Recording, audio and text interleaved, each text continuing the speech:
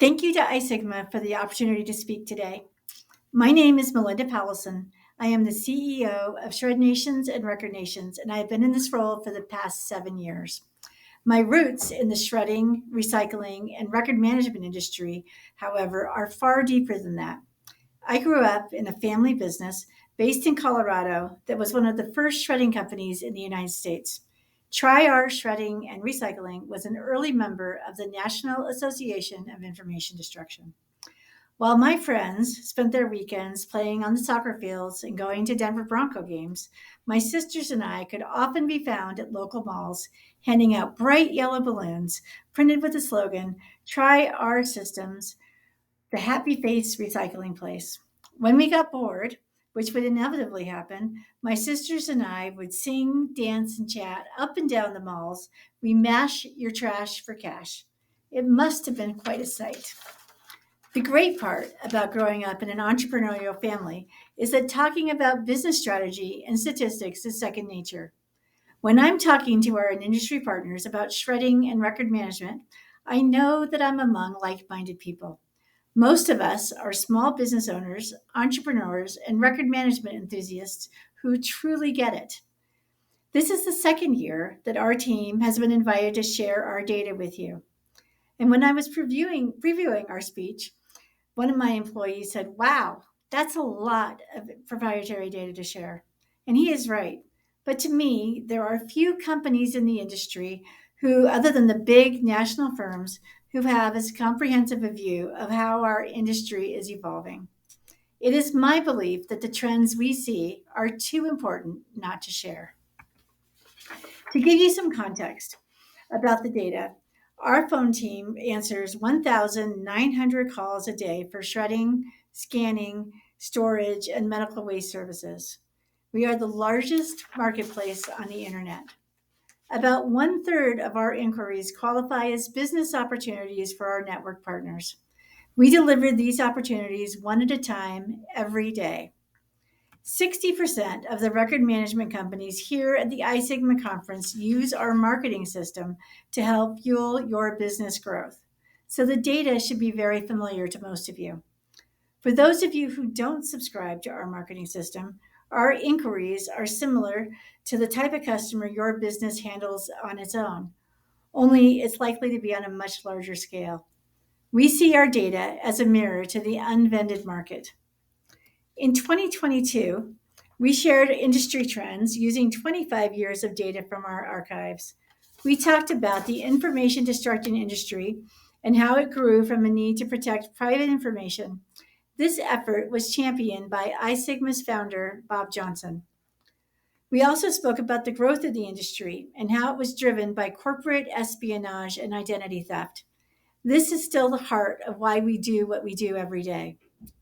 We also discussed several key pieces of legislation that made it mandatory for every business to shred. This included FACTA, HIPAA, and the Gramm-Leach-Bliley Act. Finally, we discussed how our industry has evolved due to the social and economic pressures from the COVID pandemic. 4 years later, our industry is still feeling the impact of the remote workforce and digital transformation. Today, I want to continue telling our story and share what we are seeing in real time as our industry continues to change and evolve. But instead of looking back at where we came from, this year we are going to look forward. We believe the data shows that the record management industry is on the brink of unlocking a multi-billion-dollar market by linking electronic destruction and recycling to paper shredding. The good news, the very good news for everyone here is that every company can participate in this, and many of you already are. So for the next 20 minutes or so, I'm going to share what our most recent data shows. Profiles of shredding and record customers by industry segment, a personal story of identity theft told by our VP of Sales, Alex Tarnosi, and how this changed everyone's view at our company of what we do and how important it is. And finally, what we believe are the biggest opportunities moving forward. At the end of our presentation, Alex and I are happy to take questions from the audience. So let's start with the 2023 2024 Shred Nations data. We are delighted to report that we grew the volume of shredding customers in 2023 and again in 2024. For us, the growth in new shredding opportunities was unexpected. As everyone here knows, we are fighting some strong uphill forces because of things that are beyond our control. Some of the things that we see in our business, and you likely see in your own, include the changing workforce. Baby boomers, who have traditionally been the biggest users of printed office paper, are nearing the age of retirement. In our office, you can practically tell someone's age by how many reams of paper they use. Someone like me requires dozens of reams of paper, while our youngest employees print almost nothing. Secondly, the changing office environment. As we know, many employees who used to work from the office now work from home. According to Pew Research, about 35% of the U.S. workforce now works from home permanently. And also, many local businesses are struggling to stay in business. The U.S. economy, as we all know, is tough, and there are factors that make staying in business challenging. The UBS, a multinational investment bank, projects that between 40 to 50,000 retail stores will close in the next 3 to 5 years. And finally, the U.S. paper industry itself reports that paper production is down roughly 35% since the COVID pandemic, with significant declines in office paper alone. When we looked at these challenging outside forces, we did not think that shredding requests would grow. However, as I said, we learned that our prediction was wrong. In 2023, Shred Nations processed nearly 175,000 requests for shredding. That's a lot of shredding. Last year, shredding opportunities grew 3.6%. And in the first quarter of 2024, we are seeing an additional 6.9% of growth. That's great news. So what has changed in light of all these challenging business factors? The requests have gotten smaller, in some cases significantly smaller. We know that our shredding partners long for the day where customers' requests of 50, 100, and 1,000 boxes were commonplace. We know they are hoping for large opportunities for recurring shredding business, but that's not what our data shows. More than half of our requests are for service for less than 20 boxes. Many have less than 10, and some have less than 5 boxes to shred. When you take into account the challenging business factors that I outlined earlier, it's easy to understand why this is. Our most successful partners have chosen to respond to this evolving market and grow their business despite these trends.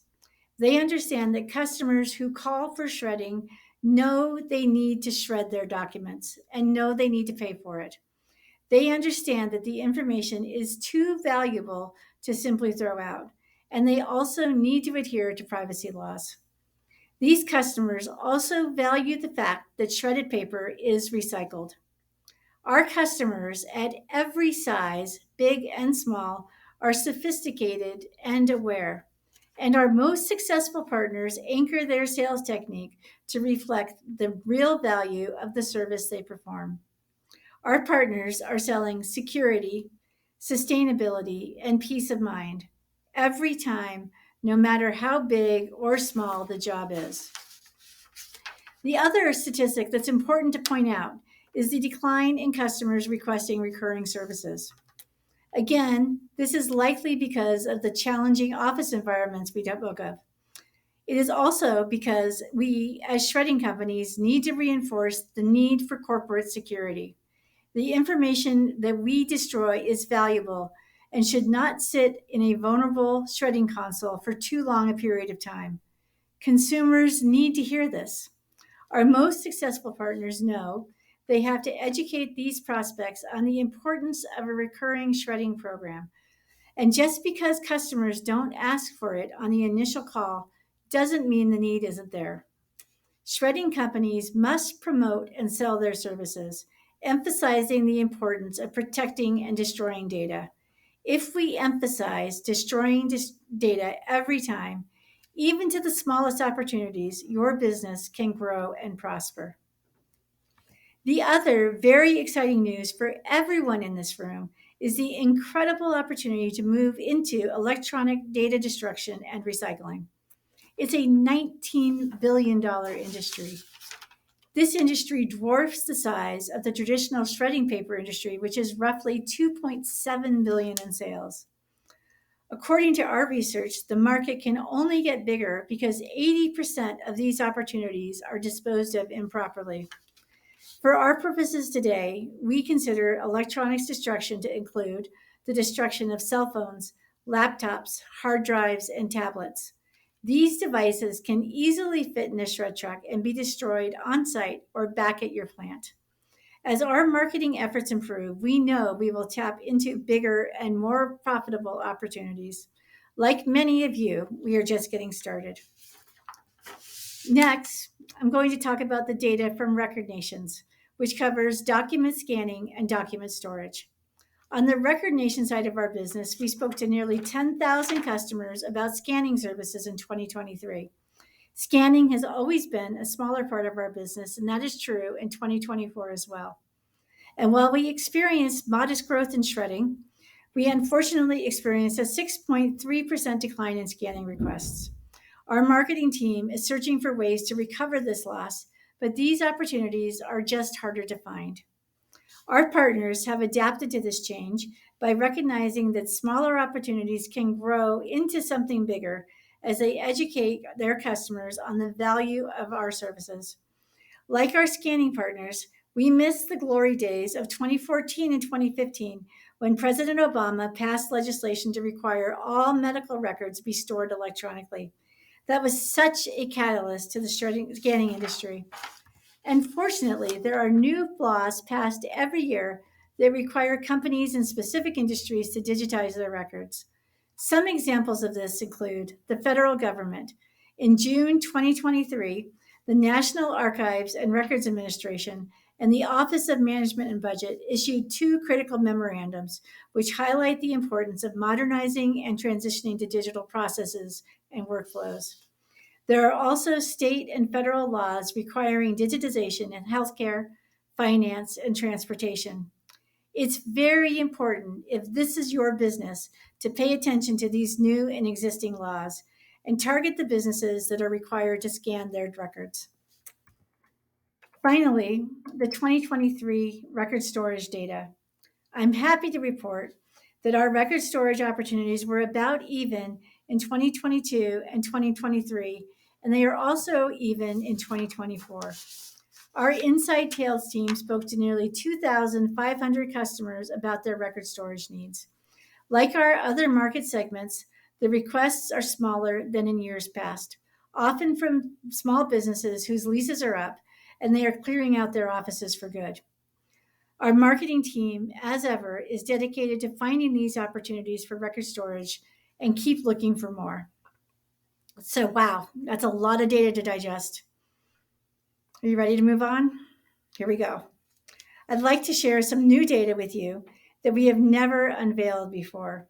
This data focuses on the profile of customers who are requesting our services. Our hope is that it provides insight and guidance to you in growing your business. So what type of customers are seeking services for shredding? 39% of our inquiries come from residential customers. It's a huge part of the market, and I can hear everybody groan here. But if you aren't picking up these requests, you're missing out. One way we know to make these stops more profitable is to ask these customers if they have electronics they need to destroy as well. This can easily add more revenue to every pickup.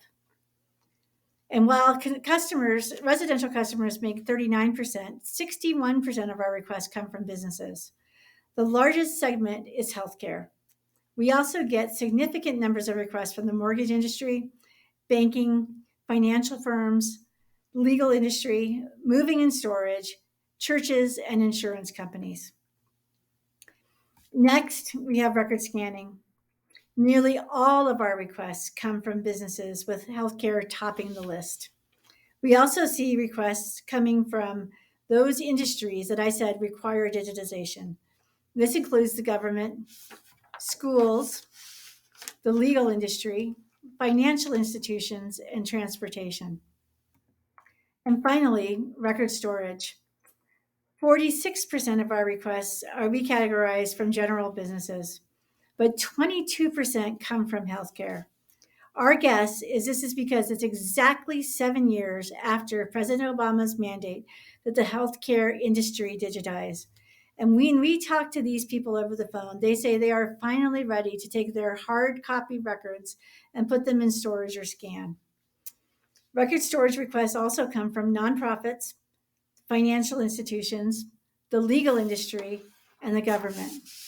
Across all three of our verticals, it makes sense for everyone in this room to target healthcare, local branches of government, transportation, and financial institutions. So that's it for the 2023 and 2024 data.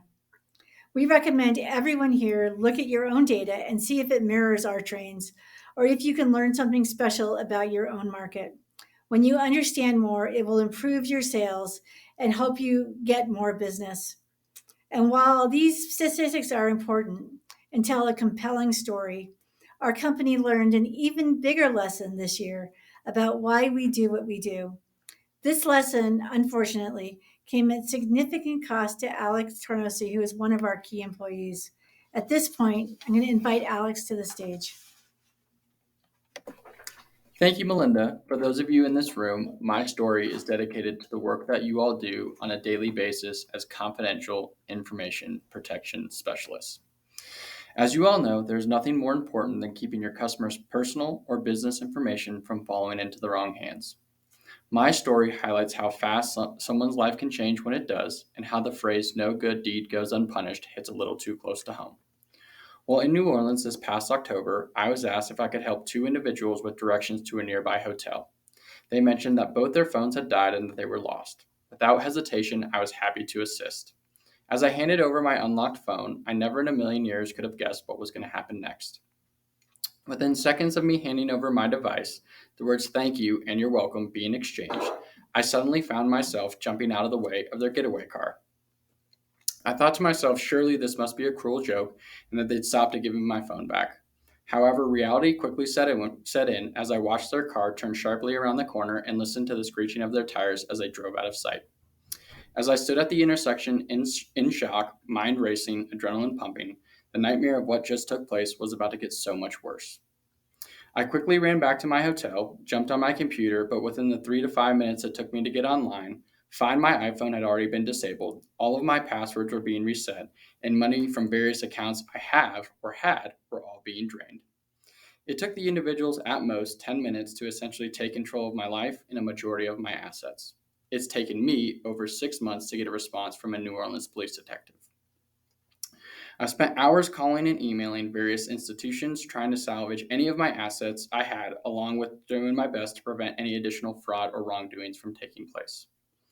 This is not a "let's feel bad for Alex" story. I share this because it speaks to the important work that everyone in this room does for their clients, past, present, and future.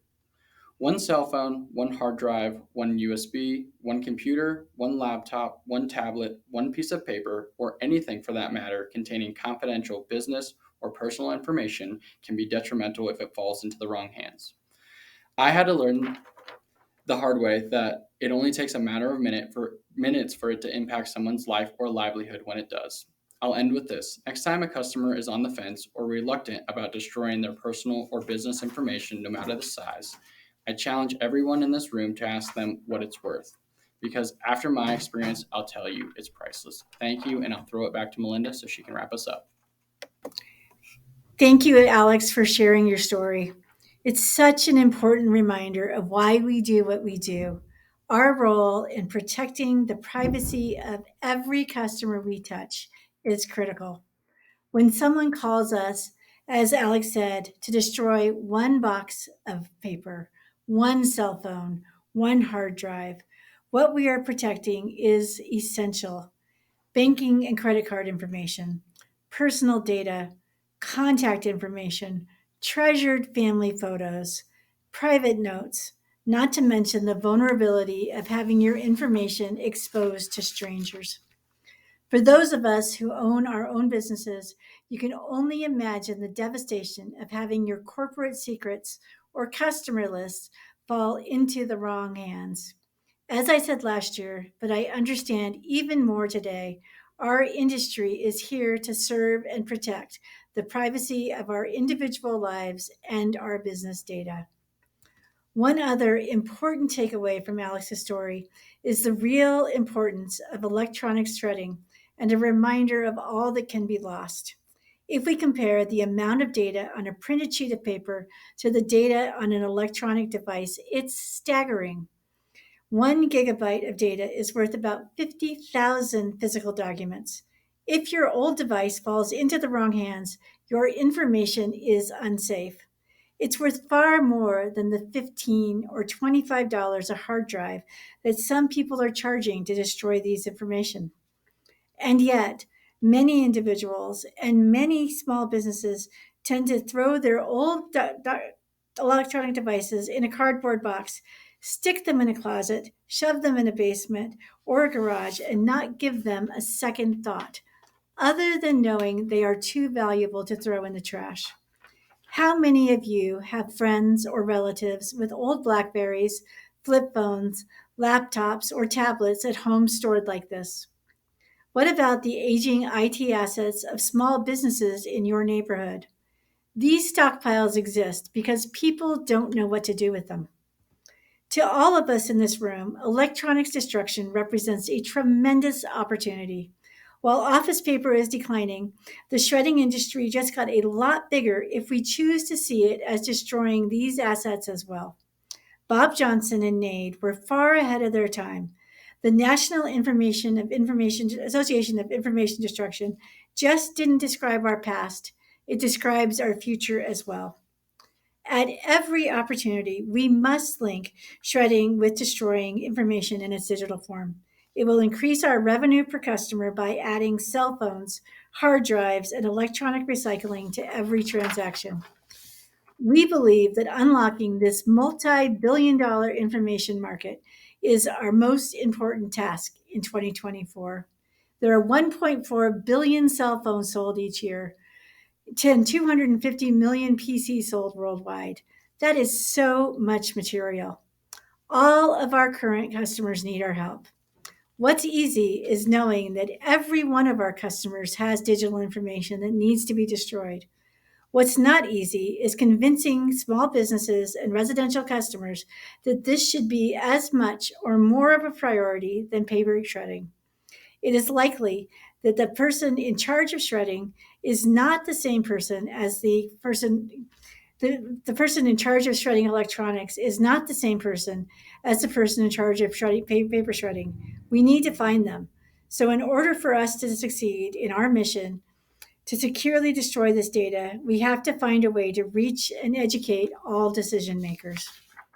Our challenge is linking our shredding values to electronics in every selling opportunity, over the phone, in person with drivers, in email and marketing campaigns, every chance we get. In a fashion, we're back at the beginning of shredding in 1988, when all anyone knew about information printed on paper was that it belonged in the trash. It took many years to build shredding awareness and many more years to create the regulations that protected privacy and made everyone responsible for securing information. We all have a big task ahead of us if we want to continue to grow our industry. To help, Shred Nations has launched a new brand to add to our current shredding, records, and medical waste brands. We call it ShredTronics, and we intend this new concept to include the physical destruction of cell phones, hard drives, tablets, and electronic recycling. What's great is that it's a name that connects our current shredding business with our electronics destruction future. We also know that one of the strongest attributes of shredding is that we recycle our end product, and we know this concept belongs in ShredTronics as well. So as I promised in the beginning of the speech, we have talked about the trends in shredding, scanning, and record storage based on our data. We heard Alex's story of personal loss, It's a reminder of why we do what we do and an important reminder to charge for the value of our service. We also have an idea of the path to the future. To review, in shredding, stay nimble. Remember Alex's experience and price your shredding service on the value you provide. And move into or expand your business into electronics destruction. In scanning, focus on industry sectors where there is legislation that requires digitization, especially the federal government, healthcare, and transportation industries. And in record storage, considering those healthcare practices that are finally ready to store the paper files they converted to digital 7 years ago. It's a bonanza. We all have to adapt and change to this evolving market, and the companies that are going to succeed are going to adapt quickly. Our commitment to you is that all of us, from Shred Nations, Record Nations, and now ShredTronics, is that we are here to help. We have been in the industry for 25 years and want to be part of the next 25 years of growth. I'm especially proud of the fact that our team is experienced and forward-looking. The four of us here at this conference today have a combined 50 years of employment with Shred Nations. Alex Tarnosi, who you met, has been with us for 7 years and leads our sales effort. Kelly Kobalan is our partner relationship expert, and she has been here for 17 years. She knows this industry. And Bree Quintana, who works in sales and marketing, has been working us for 7 years, starting on the phone, and has answered more shredding calls than all of us combined. So if you are interested in getting more into the electronic business but don't know where to start, come talk to us. If you have ideas for how to pitch small customers in any vertical, come talk to us. We know. If you have ideas that you'd like us to kick around or ideas that you think we should pursue, come talk to us. We are here for this industry today, tomorrow, and for the huge future ahead. Thank you so much for your time.